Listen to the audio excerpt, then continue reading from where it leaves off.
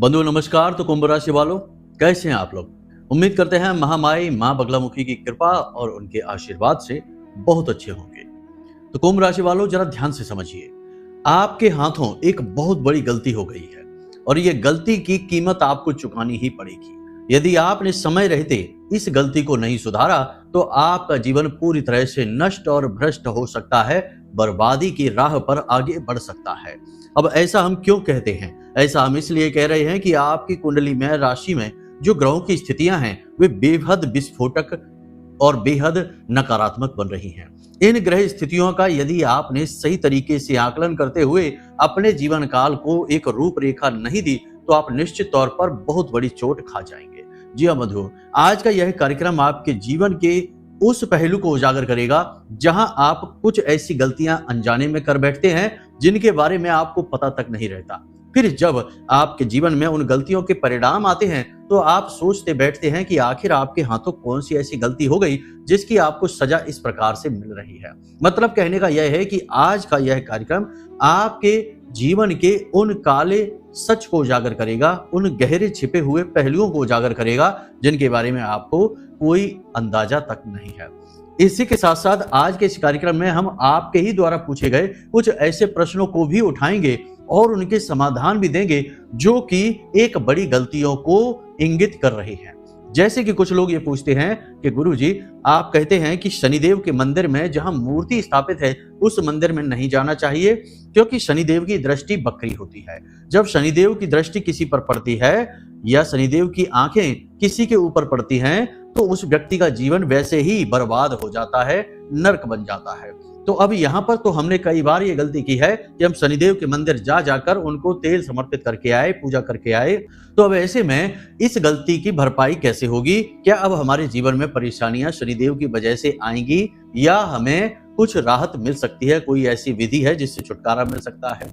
कुछ लोग जिनको हम कहते हैं कि इस समय और काल पर किसी व्यवसाय की शुरुआत नहीं करना है, उनके प्रश्न आते हैं कि गुरुजी, आपका कार्यक्रम देखने से पहले हमने व्यवसाय शुरू कर लिया, कहीं पर पैसा लगा दिया, तो अब क्या करें? कुछ को कहा कि कर्जा नहीं लेना है तो कहते हैं हमने कर्जा ले लिया। कुछ कहते हैं कि हमने अपने घर में, अपने व्यवसाय में किसी प्रकार का कंस्ट्रक्शन का काम करवा लिया, कोई बड़ा फेरबदल करवा लिया। अब क्या इसके हमें दुष्परिणाम सहने होंगे क्योंकि अभी समय सही नहीं चल रहा है। राहु जो है सूर्य के साथ बैठे हैं, सूर्य को भी राहु ने ग्रहण लगा रखा है। एक प्रकार से कहने की बात है, ये एक तरह से इसे हम मान सकते हैं। वैसे यह वास्तविक शब्दावली नहीं है, सूर्य को ग्रहण अभी नहीं, लेकिन सूर्य और राहु जब एक साथ बैठते हैं किसी भी भाव में, किसी भी राशि में, तो इसे सूर्य को ग्रहण लगना ही कहा जाता है। तो एक तरीके से सूर्य को ग्रहण लगा है। बुध और शुक्र दोनों ही नकारात्मक स्थितियों में बैठे हैं। इसी के साथ साथ शनि भी इनके साथ बैठ चुके हैं। तो मतलब कहने का यह है कि ये स्थितियां नकारात्मक है। तो ऐसी स्थितियों से अब आपको छुटकारा कब प्राप्त होगा? कब आपके जीवन में राहत आएगी और भगवान की कृपा आएगी और ग्रहों की तरफ से आपको थोड़ी बहुत छूट मिलनी शुरू होगी कि अब आप आगे बढ़ें, जीवन में कुछ करें। कुछ लोग इतने कुतर्की और वितर्की होते हैं कि वे कहते हैं कि इन सब बातों से हमारे ऊपर कोई फर्क नहीं पड़ता है। तो कोई बात नहीं है, फर्क तो पड़ ही रहा है। परेशान तो हो ही, तभी तो इन कार्यक्रमों को देख रहे हो। अपने बारे में कुछ जानना चाहते हो, कहीं से कुछ मिल जाए जिससे जीवन में कुछ ना कुछ परिवर्तन आ जाए। वरना क्या पड़ी है कि कार्यक्रमों को देखना, ज्योतिष के कार्यक्रम देखना और जीवन में कुछ ना कुछ बदलने की कोशिश करना। तो परेशान तो हैं ही, जब तक मानेंगे नहीं तब तक जानेंगे भी नहीं। बिल्कुल शुतुरमुर्ग की तरह है जो अपनी तरफ किसी भयंकर जानवर को आते देखता है तो अपना सिर रेत में नीचे दबा लेता है और सोचता है कि शायद अब अंधेरा हो गया, अब यह जानवर उसे नहीं देख पा रहा है। बिल्कुल ऐसा ही हाल कुछ लोगों का इस संसार में रहता है जो मुसीबतों में रहते हुए भी अपनी आंखें बंद करके बैठे रहते हैं और एक अजीब सी ही दुनिया में खोए रहते हैं कि कोई फर्क नहीं पड़ता, हमको देखा जाएगा। इसी चक्कर में जिंदगी बर्बाद हो जाती है और साथ में उनके परिवारजन, मित्र, यार भी सब भुगतते हैं क्योंकि सभी उनके साथ परेशान हो रहे होते हैं। तो कर्म की शक्ति को पहचानना होगा, सच्चाई को स्वीकार करना होगा और जो अवस्था जीवन में अभी है इसे समझते हुए बदलाव लाने होंगे, तभी जीवन बदलता है। कहने का मतलब यह है कि आज का यह कार्यक्रम बेहद महत्वपूर्ण है। इस कार्यक्रम को देखने के बाद आप बहुत सारी छोटी छोटी बारीक ऐसी गलतियां करने से बच जाएंगे जो आने वाले समय में शायद आपकी तरक्की हो, क्योंकि अब आपका अच्छा समय तो आने वाला है ही। कुछ समय के बाद जैसे ही स्थितियां बदलेंगी आपका समय अच्छा आएगा। कब आएगा, कैसे आएगा, हम यह भी आपको बताएंगे। तो उस समय पर ये गलतियां आप यदि करते रहेंगे तो आपकी तरक्की बाधित होगी। इसीलिए कई बार ऐसा आपके जीवन में हुआ है कि अच्छा समय आया है, उन्नति आपने शुरू की है, लेकिन ज्यादा समय तक आप उसे संभाल कर नहीं रख पाए हैं। उतार चढ़ाव की स्थिति जीवन में बनी रही है। तो अब ये स्थिति ना रहे, लगातार आपकी तरक्की हो। जैसे ही जीवन में गति आए तो गति बढ़ती ही चली जाए और आप एक सुरक्षित मुकाम तक पहुंच जाएं, कामयाबी तक पहुंच जाएं। यही इस कार्यक्रम का उद्देश्य है। तो बस आपको इस कार्यक्रम को अंत तक देखना है, धैर्य के साथ देखना है, सारी बातों को बारीकी से समझ लेना है। तो चलिए बंधु, आज के इस कार्यक्रम को शुरू करते हैं। माँ माई को याद करते हुए कमेंट बॉक्स में पूरे भक्ति भाव के साथ लिख डालिए, जय माँ बगलामुखी कृपा करो। महामाई निश्चित तौर पर आपके ऊपर कृपा करेंगी, हमें पूर्ण विश्वास है। प्यारे मित्रों, हमारे अत्यंत प्रिय और परम पूज्य अमिताचार्य जी के पास माँ बगलामुखी और माँ भद्रकाली की साधनाओं का वर्षों का अनुभव है और माता रानी की इनके ऊपर पूर्ण कृपा और सिद्धि है। आचार्य जी ने अपने सटीक कुंडली विश्लेषण और श्रेष्ठतम उपायों के माध्यम से हजारों लोगों के जीवन को खुशियों से भरा है।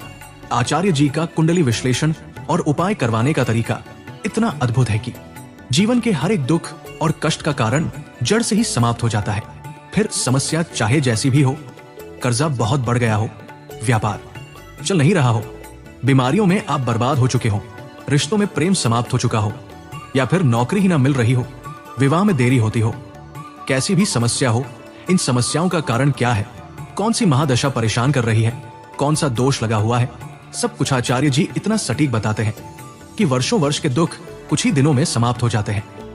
अगर आपके जीवन में भी कोई ऐसी संकट की घड़ी है तो यही सही समय है जब आप पूज्य आचार्य जी के हाथों से अपनी कुंडली का विश्लेषण करवाएं और वर्षों से चल रहे दुखों और संकटों के इस चक्र से बाहर निकल जाएं। प्यारे मित्रों, अभी वीडियो में दिए गए नंबरों पर फोन करिए और अपनी कुंडली का श्रेष्ठतम आकलन करवा डालिए। जिंदगी बदलने का ये सबसे बड़ा मौका हाथ से मत जाने दीजिएगा। जय माई की, महामाई आपका कल्याण करे। तो अब ध्यान से सुनो। सबसे पहले यह है कि आप लोगों के लगातार प्रश्न ये आ रहे हैं कि गुरुजी, ये जो बुरा समय आ रहा है या चल रहा है अभी, इससे छुटकारा कब प्राप्त होगा, कब जीवन में उन्नति आएगी, कब हमारे जीवन में खुशियों की किरण खिलेगी। तो अब यहाँ पे ध्यान से समझिए।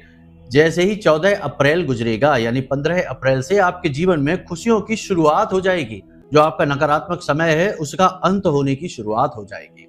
कारण इसका यह है कि सूर्य का गोचर हो जाएगा और सूर्य राहु मुक्त हो जाएगा। मेष राशि यानी प्रथम राशि में सूर्य जैसे ही पहुंचेंगे, जीवन की एक नई शुरुआत होगी। जीवन में एक नई तरक्की, एक नया कदम, नया पहलू आपके जुड़ जाएगा। क्योंकि राशि चक्र की प्रथम राशि होते हुए सूर्य का यह शुभारंभ कहा जा सकता है। एक तरह से कह सकते हैं कि सूर्य की ओर से यह नव वर्ष का शुभारंभ है। तो अब ऐसे में पूरा अवसर आपको मिलेगा कि आपकी तरक्की होगी। आपके दिमाग में विचार आएंगे, उन्नति के विचार आएंगे, बदलाव के विचार आएंगे और कुछ न कुछ करने का, कुछ न कुछ नया विचार, बिजनेस व्यापार करने का, कहीं इन्वेस्ट करने का, तमाम तरीके के विचार आपके जीवन में आने शुरू हो जाएंगे और आपका आत्मविश्वास बढ़ना शुरू हो जाएगा, आत्मबल आपका बढ़ेगा। लेकिन क्या कार्य हैं जो आपको उस समय करने हैं और किन कार्यों से आपको बचना है, ये हम आपको उसी समय पर बताएंगे जब हम कार्यक्रम बनाएंगे। हम तो प्रतिदिन कार्यक्रम लाते रहते हैं आपका मार्गदर्शन करने के लिए। तो तब हम आपको बताएंगे कि उस समय क्या अवस्था बनेगी। अनुकूल अवस्थाएं बनेंगी, यह बात निश्चित है। इसके बाद दूसरी अनुकूल अवस्था बनेगी आपकी 18 मई को, यानी 18-19 मई के बाद, जब राहु का गोचर हो जाएगा, राशि परिवर्तन हो जाएगा और उसके बाद तीसरी शुभ घड़ी की शुरुआत होगी 7 जून के बाद, जब मंगल अपनी नीच राशि से बाहर निकल जाएंगे। तो ये धीरे धीरे होने वाले परिवर्तन है, समय समय पर आपके जीवन को प्रभावित करेंगे। हम नहीं कहते कि 100% आपको लाभ ही लाभ होगा, आप राजा बन जाएंगे, पैसे कहीं पड़े मिल जाएंगे, धन दौलत की बरसात होने लगेगी। ये बातें व्यर्थ हैं, निरर्थक हैं। लेकिन आपको लाभ मिलने शुरू हो जाएंगे, आपकी योजनाएं कामयाब होनी शुरू हो जाएंगी, आपके मन में अच्छे विचार आने शुरू हो जाएंगे। ये बात निश्चित है, इसे आप मानकर चलिए, ठीक है। अब जो आपके जीवन में कामयाबी है वो तो आपके कर्म, आपकी मेहनत और आपकी श्रेष्ठ योजना से ही आपको प्राप्त होगी, ये बात निश्चित है। ग्रह केवल आपके कर्मों में, आपके कार्यों में ऊर्जा प्रदान करते हैं और सफलता प्रदान करते हैं, यानी आपका क्रिया बल बढ़ा देते हैं। ठीक है, तो यहाँ पर ये सारी चीजें समझने की हैं। आप ध्यान से सुनिए कि कौन सी वो गलतियां हैं जो आप कर चुकी हैं। इन गलतियों को आपको कैसे मुक्त होना है, इनसे कैसे मुक्त होना है। धीरे धीरे शुरू करते हैं, छोटी छोटी बातों से, फिर उस बड़ी गलती तक पहुंचेंगे। छोटी छोटी बातें हैं। पहली चीज तो ये कि आप हमेशा यह सोचते हैं, यह बोलते भी हैं कि आपका भाग्य खराब है, आपकी किस्मत खराब है, आपका जीवन नर्क है, आप इसे सजा भोगने के लिए ही इस संसार में आए हैं। बहुत सारे लोग ऐसी बात बोलते रहते हैं कि जीवन बिल्कुल नर्क है, सब बर्बाद हो चुका है, कुछ भी अब सही नहीं है, ना ही कभी सही हो सकता है। इस तरीके की बातें जब आप बोलते हैं तो आपका ऊर्जा क्षेत्र, आपका ऑरा कमजोर होता है। पॉजिटिव एनर्जी आपसे दूर होती है और निगेटिव एनर्जी आकर्षित होती है आपकी ओर। याद रखना कि हमेशा आपके आसपास निगेटिव और पॉजिटिव एनर्जी घूमती रहती हैं। इन्हें हम भूत प्रेत, पिशाच और नकारात्मक ऊर्जाएं कहते हैं। ये इसी ताक में रहते हैं कि आप किस प्रकार अपना मनोबल खोएं, किस प्रकार अपना आत्मबल कमजोर करें और ये आपके ऊपर हावी हो जाए। जब आप इस तरीके की भावना रखते हैं और बोलते हैं इस तरीके के शब्द, तो आप इन चीजों को आकर्षित करते हैं, यानी अपने दुर्भाग्य को खुद ही आकर्षित कर लेते हैं। दूसरा यह है कि आप अनुशासन में जब नहीं रहते हैं, अनुशासन में रहना बेहद आवश्यक है। अनुशासन विहीन व्यक्ति के जीवन में दरिद्रता का वास रहता ही रहता है। ठीक है। तीसरा यह है कि आप अपनी वाणी को संतुलित नहीं रखते हैं। ये आपकी बहुत बड़ी कमी है कि आपको जब क्रोध आ जाता है, और क्रोध आपको आजकल जल्दी जल्दी आता है, चिड़चिड़ाहट क्रोध में बदल जाती है, और क्रोध में आकर आप कुछ ऐसा कह जाते हैं, कुछ ऐसा कर जाते हैं जिससे आपकी ग्रहों की स्थिति प्रतिकूल हो जाती है। बुध और शुक्र आपका खराब हो जाता है, गुरु भी खराब हो जाता है। अब एक खास बात हम आपको आगे कार्यक्रम में बता दें कि इस समय जो परिस्थितियां चल रही हैं, इनमें आप लाभ लेने के लिए और भविष्य में जब आपका समय बदलेगा, अच्छा समय आएगा, उस समय आप सर्वश्रेष्ठ लाभ लेने के लिए, उन्नति प्राप्त करने के लिए कौन सा वो उपाय है जो करें, जो हम आपको आगे बताने वाले हैं। बहुत ही शक्तिशाली उपाय है। इससे आपका चंद्रमा, शुक्र, बुध और गुरु, ये 4 ग्रह बहुत ही ज्यादा पॉजिटिव हो जाएंगे और आपको बहुत अधिक लाभ देना शुरू करेंगे। अब ध्यान से समझिए कि गलतियां कौन सी हैं। सबसे बड़ी गलती कि आप यह कहते हैं कि हमारे पास पैसा नहीं है, हम धनहीन हैं, हमारे पास बहुत कर्जा है, हम बहुत परेशान हैं। हाँ, वास्तविकता में ये स्थिति आपके जीवन में है, मान ली हमने ये बात। हम नहीं कहते कि नहीं, ऐसा नहीं है, लेकिन इन परिस्थितियों को बार बार दोहराने से आप उन्हें अपने जीवन में स्थिर कर लेते हैं। बिल्कुल वैसे ही समझिए कि जैसे हनुमान चालीसा, हनुमान जी की शक्ति तो सब जगह है, भोलेनाथ की शक्ति तो हर तरफ है, लेकिन जब आप चालीसा पढ़ते हैं, मंत्रोच्चारण करते हैं और बार बार करते हैं, तो वह जो हनुमान जी की शक्ति है, ऊर्जा है, वह आपके आसपास स्थिर हो जाती है, आपकी सुरक्षा करना शुरू कर देती है। इसी प्रकार नकारात्मक ऊर्जाएं, जब आप नकारात्मक शब्द बोलते हैं, गलत शब्द अपने लिए ही बोलते हैं, तो आप असल में अपने आसपास नकारात्मक ऊर्जा को स्थिर कर लेते हैं। फिर बहुत मुश्किल होता है। आपने देखा होगा कि कुछ लोग ऐसे होते हैं जो हमेशा अपने दुखड़े रोते ही रहते हैं।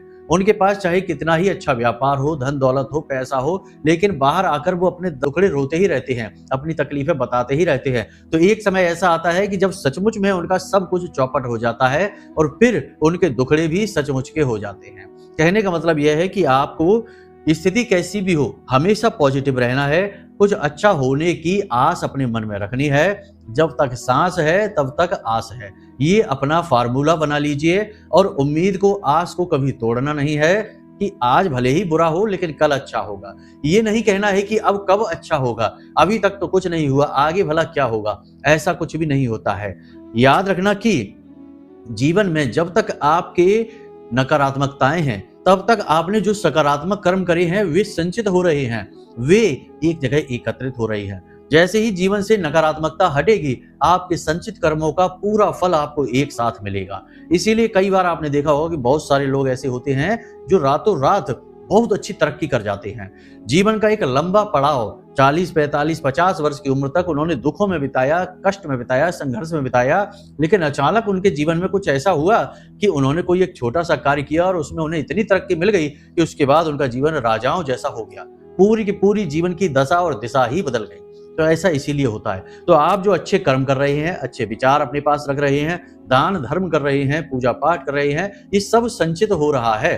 केवल नकारात्मक कर्मों की बाधाएं हैं, जब तक वे हटेंगी नहीं तब तक कर्मों का फल मिलेगा नहीं, लेकिन जैसे ही वो हटेंगी आपको फल मिलना शुरू हो जाएगा। अब ये नकारात्मक जो बाधाएं हैं, ये हटती कैसे हैं? ये बहुत महत्वपूर्ण है। ये हटती हैं आपके पॉजिटिव विचारों से, सकारात्मक ऊर्जा से। जैसे कि बीमारी है, शरीर से हटती कैसे है? बीमारी की दवाई दे दी जाती है, लेकिन दवाई से ही काम नहीं चलता है, तो एंटीबायोटिक एक और दवाई दे दी जाती है जो बीमारी ठीक करने के लिए नहीं है, लेकिन यह आपके शरीर में ऐसा वातावरण बनाती है कि जो दवाई आप खा रहे हैं वो दवाई अपना ठीक से काम कर लेती है। ठीक वैसे ही आपकी पॉजिटिव सोच, आपके सकारात्मक विचार आपके आसपास नकारात्मक ऊर्जा को कमजोर कर देते हैं और फिर धीरे धीरे यह ऊर्जा पूरी तरह से हट जाती है। तो यही है इसका रहस्य, इसे आपको समझना होगा। अब कुछ लोग कहते हैं कि हमने कुछ गलतियां कर दी, शनिदेव की मूर्ति आपने देख ली या मंदिर में आप चले गए जहां आपने पूजा पाठ कर लिया, तो कोई बात नहीं है, इसकी भरपाई कैसे करेंगे? शनिदेव की दृष्टि आप पर पड़ गई है, अब आपका अनिष्ट होगा, ये बात निश्चित है, क्योंकि उन्हें तो श्राप है वक्री दृष्टि का, तो अब आपका अनिष्ट होगा, ये बात पक्की है। लेकिन अब इसकी भरपाई आप कैसे करेंगे? ऐसा नहीं है, संतुलन बनाया जाता है। जब नकारात्मकता बढ़ जाती है तो सकारात्मकता का संतुलन बनाया जाता है। तो आपको क्या करना है कि मंदिर जाना है 7 से 8 शनिवार, ठीक है? और मंदिर, किसी भी मंदिर जाइए, कोई फर्क नहीं पड़ता है, किसी भी मंदिर जाइए, शनिदेव के मंदिर ना जाकर भोलेनाथ के मंदिर चले जाइए, हनुमान जी के मंदिर चले जाइए। वहां पर आप देखिए कि कोई ऐसा अपाहिज भिखारी यदि आपको दिख जाता है जो बूढ़ा भी है या फिर यूं ही अपाहिज है लेकिन उसकी स्थिति खराब लग रही है, तो उस अपाहिज भिखारी को आप कुछ धन और कुछ अन्न, कुछ नहीं तो एक आध केले या कोई फल दे दीजिए, साथ में थोड़ा सा धन 10-20 रुपए ही दे दीजिए। बस इतना कोशिश करिए कि आपके इस दान से वह मुस्कुराने लगे। तो जब वह मुस्कुराएगा, शनिदेव की जो नकारात्मकता आपकी ओर आ रही होगी वह कट जाएगी। ये बहुत बड़ा सीक्रेट है, लोग नहीं जानते कि कैसे काट की जाए गलत काम हो गया उसकी। पश्चाताप और किए गए कर्म के खिलाफ प्रतिक्रिया यानी प्रतिकर्म से हम उस कर्म के फल को काट सकते हैं।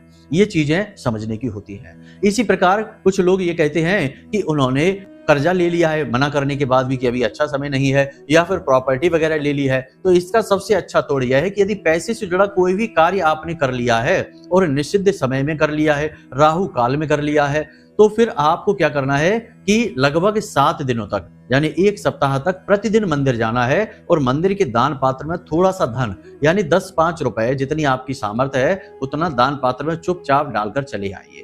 धन से जुड़ी कितनी भी नकारात्मकता आपके जीवन में हो वह कट जाएगी, धन के सारे कष्ट आपके जीवन से कट जाएंगे और जो भी आपने गलती करी है ग्रहों से जुड़ी हुई, समय और काल से जुड़ी हुई, वे गलतियां आपकी दूर हो जाएंगी, कट जाएंगी। ठीक है, क्योंकि आपने प्रतिकर्म कर दिया। क्योंकि देखिए, ध्यान से समझिए, हमारा हिंदू धर्म जो है वो हर बात का जवाब सही से देता है।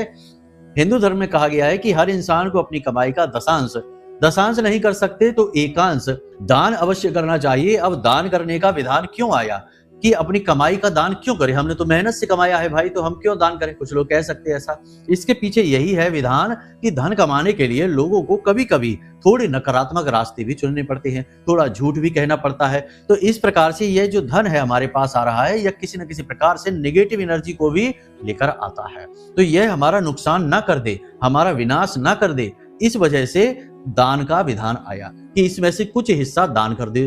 तो अब दान करने से क्या होगा? कुछ लोग यहाँ पर कहेंगे कुतर की कि दान करने से क्या होगा, मंदिर को दे दें, इससे क्या फायदा, मंदिर में तो लोग खा जाएंगे इसको, ये करेंगे वो करेंगे। ये हमारा सोचने का क्षेत्र नहीं है, हमें नहीं सोचना चाहिए इस प्रकार से, क्योंकि हर बात को विस्तार से समझना समझाना मुश्किल है। फिर भी हम आपको बता दें कि जो दान पात्र में आपने धन डाला उससे भगवान की सेवा होगी, जो पूजा पाठ की सामग्री है वो आएगी, या कोई भंडारा होगा तो उस भंडारे में गरीबों को भोजन प्राप्त होगा। तो आपका धन एक अच्छे कर्म में प्रयोग हो गया तो वह बहुत सारी पॉजिटिव एनर्जी आपके जीवन में लेकर आएगा। तो जो थोड़ी बहुत नकारात्मकताएं आपके पास आई हैं, वे नकारात्मकताएं भी दब जाएंगी या कट जाएंगी। इसी प्रकार जीवन का संतुलन चलता है, जीवन चलता ही संतुलन पर है। किसी भी चीज की अति खराब हो जाती है, चाहे वह कितनी ही अच्छी से अच्छी चीज क्यों ना हो। अतिशयोक्ति सर्वथा वर्जते, यह शास्त्रों में कहा गया है, तो इसी लिहाज से कहा गया है। तो यहां तक आपने सारी बातें समझ ली। अब ध्यान से सुनिए उस एक गलती के विषय में। गलती के 3 रूप हैं जो हम आपको बताएंगे। पहला यह है कि आपने किसी अपने का, जो आपसे बहुत अधिक प्रेम करता है, उसके दिल को दुखा दिया है। कोई ना कोई एक ऐसी बात कह दी है, कुछ ना कुछ ऐसा कार्य कर दिया है जिसकी वजह से आपका कोई अपना आपसे दुखी हो गया है। यह बहुत ही गलत क्रिया है। इस क्रिया का बहुत ही नकारात्मक परिणाम होता है। हालांकि आपका अपना ही जो है वह आपको दुआ बद्दुआ दे या ना दे, लेकिन इससे आपके बुध शुक्र और गुरु खराब अवश्य हो जाते हैं। तो ऐसा यदि आपने कर दिया है तो इसके लिए आपको उपाय करना होगा, हम आपको बता देंगे। दूसरा कि मन में पश्चाताप रखिए और हो सके तो उससे क्षमा मांग लीजिए, यह सर्वोत्तम रहेगा। जो आपसे प्रेम करता है वह आपको क्षमा तो कर ही देगा, लेकिन आपका क्षमा भाव उसके मन में आपके प्रति जो नकारात्मकता है उसे समाप्त कर देगा। तो यह बहुत आवश्यक है। दूसरा यह है कि आप देखिए कि आपके दरवाजे से कोई भिखारी, कोई जानवर खाली हाथ तो वापस नहीं लौट गया है, क्योंकि हमें जहां तक आभास हो रहा है ऐसा हुआ है कि पिछले 5 से 7 दिनों में आपके घर के दरवाजे से कोई ना कोई भिखारी वापस अवश्य लौटा है। यदि ऐसा हुआ है, जो खाली हाथ भिखारी गया है या फिर कोई जानवर गया है, तो समझिए कि आपके जीवन में नकारात्मकता आ गई। याद रखना कि जब भी जीवन में समय खराब होता है, यानी कि ग्रहों की स्थितियां प्रतिकूल होती हैं, तो तमाम दिव्य शक्तियां या ग्रहीय शक्तियां आपकी परीक्षा लेने आती हैं। तो ये कर्म आपने कर दिया है गलती से, तो इसकी भरपाई आपको करनी होगी। उपाय क्रिया हम आपको आगे बता रहे हैं। इसी के साथ साथ अपनी वाणी असंतुलित करना, बार बार क्रोध करना, चीजों की तोड़फोड़ करना, लोगों के साथ गलत बर्ताव करना और मादक पदार्थों का सेवन करना, जैसे कि शराब वगैरह का सेवन करना, ये बहुत ही गलत है। आपको इन चीजों से इस समय पर दूर रहना चाहिए, क्योंकि यह हम बार बार कहते हैं कि सूर्य को ग्रहण लगने वाली स्थिति है। इस स्थिति में यदि आप इन कार्यों को करेंगे तो आगे आपका जो अच्छा समय आएगा उसके बारे में आपको पता भी नहीं चलेगा कि कब वह आया और चला गया। यानी आप पहचान ही नहीं कर पाएंगे, आपकी आंखों पर नकारात्मकता का पर्दा चढ़ जाएगा, राहु का पर्दा चढ़ जाएगा, क्योंकि राहु एक मायावी ग्रह है। वह ऐसी ही स्थितियों को चाहता है कि आप ऐसी स्थिति में फंसें ताकि वह आपके साथ खेल खेलता रहे और आपको परेशान करता रहे। अब आपको बताते हैं श्रेष्ठतम उपाय, जिससे आपका चंद्रमा, आपका बुध, आपका शुक्र और आपका गुरु 4 ग्रह पूर्ण रूप से पॉजिटिव हो जाएंगे। ठीक है। और जब 15 तारीख के बाद सूर्य का गोचर होगा तो इसका आपको पूरा लाभ मिलेगा। खुद आपके जीवन में आप महसूस करेंगे कि पॉजिटिव एनर्जी आई है। 15 अप्रैल से आपको इसका रिजल्ट मिलना शुरू हो जाएगा। अभी तो नहीं मिलेगा, लेकिन 15 अप्रैल से मिलेगा। अभी केवल इतना होगा कि जो नकारात्मकताएं होंगी, जो गलत आपके जीवन में घटनाएं होने वाली होंगी, वे रुक जाएंगी। ठीक है। क्या करना है ध्यान से समझिए। किसी भी गुरुवार के दिन से शुरू करिए और अगले गुरुवार तक ही आपको जाना है इस उपाय को लेकर। गुरुवार के दिन आपको गाय को हरी हरी घास खिलानी है, ये बात सही है। वैसे बुधवार के दिन घास खिलाने का, लेकिन वह बुध का अकेला उपाय है, लेकिन इस उपाय में बहुत सारे ग्रह जुड़े हुए हैं और गाय जो है वो संपूर्ण ग्रहों को अपने साथ लेकर चलती है, खास तौर से गुरु को। इसलिए ये गुरुवार से उपाय प्रारंभ होता है। तो आपको क्या करना है कि गाय को हरी हरी घास खिलानी ही है। इसी के साथ साथ आपको कुछ आलू लेने हैं। आलू, जो कच्चे आलू बाजार से आते हैं, उन्हें लेकर आना है और उन्हें बीच में से काट लेना है 2 टुकड़ों में, और उन आलूओं पर थोड़ी सी हल्दी लगानी है, जरा जरा सी हल्दी लगानी है, और उन आलूओं को आपको गाय को खिलाना है। कोशिश करें कि 5 से 7 आलू आप गाय को खिला दें। ठीक है। गुरुवार के दिन से इस क्रिया को आप शुरू करें। दिन के किसी भी समय आप इस क्रिया को कर सकते हैं। कोई मंत्रोच्चारण नहीं है, बस साधारण सी क्रिया है। कोशिश आप यह करें कि जब आप गाय को ये खिला रहे हो, यानी आलू खिला रहे हैं और ये घास जो खिला रहे हैं, उस समय आपका मुख ईशान कोण की ओर हो, यानी पूर्व दिशा और उत्तर दिशा के बीचों बीच आपका मुख हो, क्योंकि यह गुरु की दिशा होती है। बस आप इस क्रिया को गुरुवार से लेकर अगले गुरुवार तक करिए। चमत्कार खुद अपने जीवन में महसूस करिए। घटनाएं पॉजिटिव हो जाएंगी, निगेटिविटी दूर हो जाएगी, मन, वाणी और जीवन शुद्ध हो जाएगा, इस बात की गारंटी है। बस एक बात याद रखना कि मन में नकारात्मकता, फिजूल की बातें और कुतर्क और वितर्क लेकर आएंगे तो कुछ भी नहीं मिलेगा। हमारे यहाँ ही नहीं, दुनिया के किसी भी दरबार में चले जाएंगे, भगवान के साक्षात सामने खड़े हो जाएंगे तो उनसे ही प्रमाण पत्र मांगने लगेंगे कि क्या प्रमाण है, क्या प्रूफ है कि आप भगवान हैं, आप कोई बहरूपिया नहीं हैं। तो अगर आप वहम के शिकार हैं, आप अगर किसी से हर बात में प्रमाण ही मांगते रहेंगे, किसी पर विश्वास ही नहीं करेंगे, तो कुछ भी कहीं नहीं मिलेगा। ना कोई उपाय फलित होगा, ना किसी गुरु का ज्ञान फलित होगा, और ना ही जीवन में आपके उद्धार होगा। ठीक है। तो इन बातों को दिमाग में बैठाइए, सच्चे रहिए, सरल बनिए। ठीक है। तुलसीदास बाबा ने श्री रामचरितमानस में क्या लिख दिया है? निर्मल मन जन सो मोहि पावा, मोहि छल छिद्र कपट नहीं भावा। तो ये क्यों कहा गया है? ये इसीलिए कहा गया है कि सरलता बहुत अधिक आवश्यक है। सरलता से समर्पण और समर्पण से कृपा, ईश्वर की भक्ति प्राप्त होती है। तो इन चीजों को समझ लेना है, तभी जीवन में बदलाव संभव है, वरना जो चल रहा है वही चलता रहेगा, भगवान भरोसे। चलिए, उम्मीद करते हैं वधु आपको सारी बातें समझ में आ गई हैं। अब इन बातों को जीवन में उतारिए, क्रियाओं को जीवन में क्रमबद्ध तरीके से करिए और फिर आपके जीवन फलित होगा, आपकी क्रिया शक्ति बढ़ेगी, आपके कर्म प्रबल होंगे, प्रारब्ध मजबूत हो जाएगा और ईश्वरीय कृपा और ग्रहों की भी शक्ति आपके लिए पॉजिटिव होकर जीवन में शुभ परिणाम लेकर आएगी। तो चलिए बंधु, आज के इस कार्यक्रम को यही विराम देते हैं। हमेशा हंसते रहिए, मुस्कुराते रहिए, सकारात्मक रहिए और महामाई को याद करते रहिए, क्योंकि आपका उद्धार तो वहीं से होना है। तो प्रेम से बोलिए जय माई की। माई हमेशा आपका कल्याण करेंगी। धन्यवाद। हमारे प्रिय और परम पूज्य आचार्य जी ने अपनी साधनाओं के अनुभवों पर आधारित शक्तिशाली उपाय और क्रियाओं के माध्यम से हजारों लोगों के जीवन को पूरी तरह से बदला है। आचार्य जी के द्वारा बताया गया हर एक उपाय इतना सटीक और कारगर होता है कि जो भी इसे पूरे भाव के साथ कर लेता है उसे साक्षात महामाई की कृपा और आशीर्वाद प्राप्त हो जाती है। इसलिए निसंकोच इन उपायों को पूरे भाव के साथ करिए, आपका कल्याण होगा। जय माई की।